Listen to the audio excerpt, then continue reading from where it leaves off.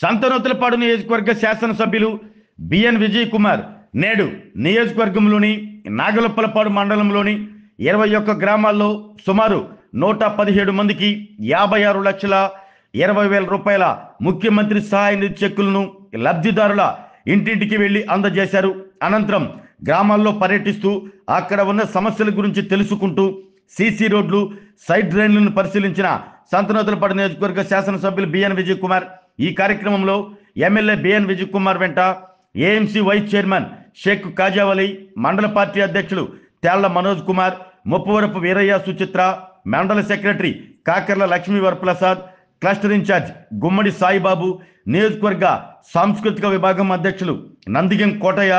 ఈదర నాని, నియోజకవర్గ రైతు అధ్యక్షులు ఇంటూరు శ్రీనివాసరావు, ఏఎంసీ డైరెక్టర్లు కొంజేటి ధనుష్, నియోజకవర్గ ఎస్ఎస్ఎల్ అధ్యక్షులు చాట్ల నారాయణ, మిరియాల రవణమ్మ, ఆళ్ల నాగార్జున, ఏదర రాజా, కొమ్మినేని రమేష్, నెప్పలి శివ, మేడికొండ మురళి, హరిబాబు, ఝాన్సీ, రాజారావు, బేగ్, సునీల్, వెంకటేశ్వర్లు, గుమ్మడి విజయ్, రమణారెడ్డి, మెట్టు సుబ్బయ్య, ఉమా, సాయి చరణ్ తదితరులు పాల్గొన్నారు.